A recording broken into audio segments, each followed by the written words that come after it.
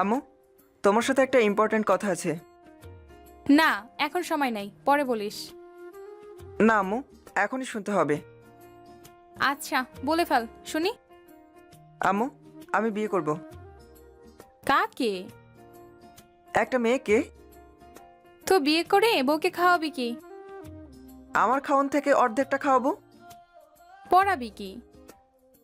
আমাকে তো মাসে প্রায় 3,000 টাকা হাত খরচের জন্য দাও, সেখান থেকে অর্ধেক বউকে দিব। রাখবি কোথায়? আমার খাটটা তো প্রায় ডাবল, আর বালিশ লাগবে না, বুকের উপরেই রাখবো।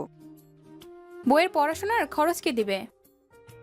আমারটা তো তোমরাই দাও, বউটা না হয় আমি টিউশনি অথবা পার্ট টাইম জব করে চালিয়ে নেব।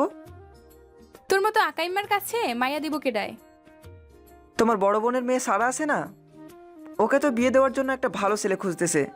তুমি যদি খালার সাথে একটু কথা বলতে তাহলে তো বিয়েটা হয়ে যেত। লজ্জা শরম কি দেশ থেকে উঠে গেল? পোলায় নিজের বিয়ের কথা নিজে কয়। আমু, আর কতকাল লজ্জা করবো বলো? বয়স তো আর কম হলো না।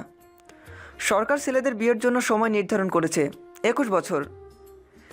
সেই সময়টাও পার হয়ে গেছে, আর একা একা ভালো লাগে না, রাতে ঘুমাতে কষ্ট হয়।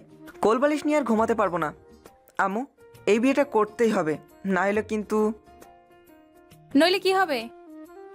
না, মানে কি ভাবছেন? এগুলো বাস্তবে বলছি? না না, এগুলো কল্পনা। বলতে চাই কিন্তু বলতে পারতেছি না ভাই।